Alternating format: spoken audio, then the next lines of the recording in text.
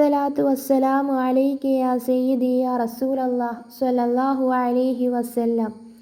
ആദ്യം തന്നെ എൻ്റെ മുത്തായ നബി സല്ലല്ലാഹു അലൈഹി വസല്ലമ തങ്ങളുടെ പേരിൽ സലാം ചൊല്ലി തുടങ്ങാം.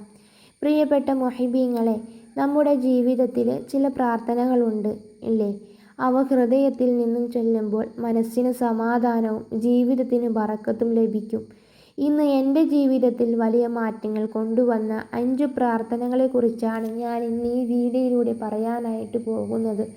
അതുകൊണ്ട് തന്നെ വീഡിയോ ഫുള്ളായിട്ട് കേൾക്കാനായിട്ട് ശ്രമിക്കണം. ഇൻഷാ അല്ലാഹ്.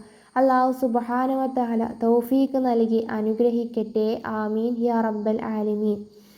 ഒന്നാമത്തെ പ്രാർത്ഥന എന്ന് പറയുന്നത് റബ്ബി ഇന്നി ലിമാ അൻസൽത ഇലയ്യ മിൻ ഗൈറിൽ ഫഖീർ എന്ന ദുആയാണ്. ഈ ദുആയുടെ അർത്ഥം എന്താണെന്ന് വെച്ചാൽ, അല്ലാഹുവേ, നീ എനിക്ക് നൽകുന്ന നന്മകൾക്ക് ഞാൻ അങ്ങേയറ്റം ആവശ്യക്കാരനാണ് റബ്ബേ. എന്തർത്ഥമുള്ള വരികളാണെന്ന് നോക്കൂ മുഹിബീങ്ങളെ. ഈ ദുആ മൂസാ നബി അലൈഹിസ്സലാം ചൊല്ലിയിരുന്ന ഒരു ദുആയായിരുന്നു എന്നതാണ്. രണ്ടാമത്തെ പ്രാർത്ഥന എന്ന് പറയുന്നത് ഹസ്ബി അല്ലാഹു ലാ ഇലാഹ ഇല്ലാ ഹുവ അലൈഹി തവക്കൽതു വഹുവ റബ്ബുൽ അർശിൽ അലീം എന്ന അതിമഹത്തമായ ഒരു ദുആയാണ്. എനിക്ക് അല്ലാഹു മതി, അവനല്ലാതെ ആരാധനയ്ക്കർഹൻ ആരുമില്ല.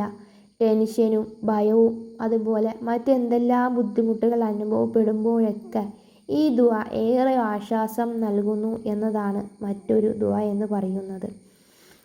മൂന്നാമത്തെ ദുആ എന്ന് പറയുന്നത് റബ്ബി ശുറഹി ലി സ്വദരി വയസ്സിർലി അംരി എന്ന അതിമഹത്തമായ മറ്റൊരു ദുആയാണ്.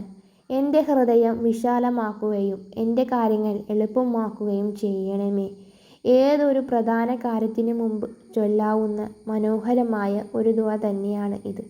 നാലാമത്തെ പ്രാർത്ഥന എന്ന് പറയുന്നത് ലാ ഇലാഹ ഇല്ലാ അൻത സുബ്ഹാനക ഇന്നി കുൻതു മിനൽ ളാലിമീൻ എന്ന അതിമഹത്തമായ ഒരു ദുആ. ഈ ദുആ നമുക്കെല്ലാവർക്കും അറിയാവുന്ന ഒരു ദുആ തന്നെയാണ്.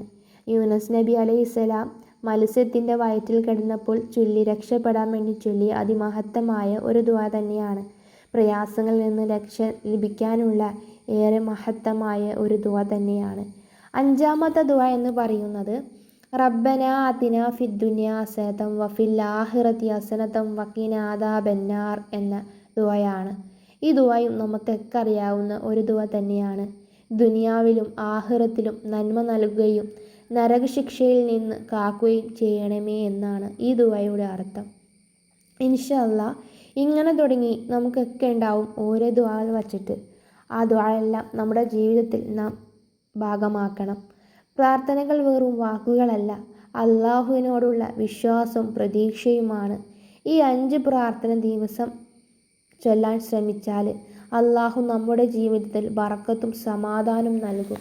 ഇൻഷാ അല്ലാഹ്. അല്ലാഹു സുബ്ഹാനഹു വ തആല നമ്മുടെ ജീവിതത്തിൽ സമാധാനം, സന്തോഷം, റാഹത്തും എല്ലാം നൽകി അനുഗ്രഹിക്കട്ടെ. എല്ലാ പ്രയാസങ്ങളും എല്ലാ ബുദ്ധിമുട്ടുകളും മാറ്റി നമ്മുടെ ജീവിതം സന്തോഷമുള്ള അല്ലാഹുവിൻ്റെ തൃപ്തിയിലുള്ള ജീവിതമാക്കി അല്ലാഹു നൽകി അനുഗ്രഹിക്കട്ടെ. ആമീൻ. ഇൻഷാ അല്ലാഹ്. എൻ്റെ വീഡിയോ ഇഷ്ടപ്പെടുവാണെങ്കിൽ നിങ്ങൾ ലൈക്ക് ചെയ്യാനും അതേപോലെ ഇത് നല്ല അറിവ് ലഭിക്കാൻ താല്പര്യമുണ്ടെങ്കിൽ എൻ്റെ ചാനൽ ഒന്ന് സബ്സ്ക്രൈബ് ചെയ്ത് ഓൾ എന്ന ഓപ്ഷൻ ഇനാബിൾ ചെയ്ത് വച്ചാൽ ഞാനിടുന്ന ഓരോ വീഡിയോയും നിങ്ങൾക്ക് ലഭിക്കുന്നതായിരിക്കും. ഇൻഷാ അല്ലാഹ്. ദുആ വസിയത്തോടെ.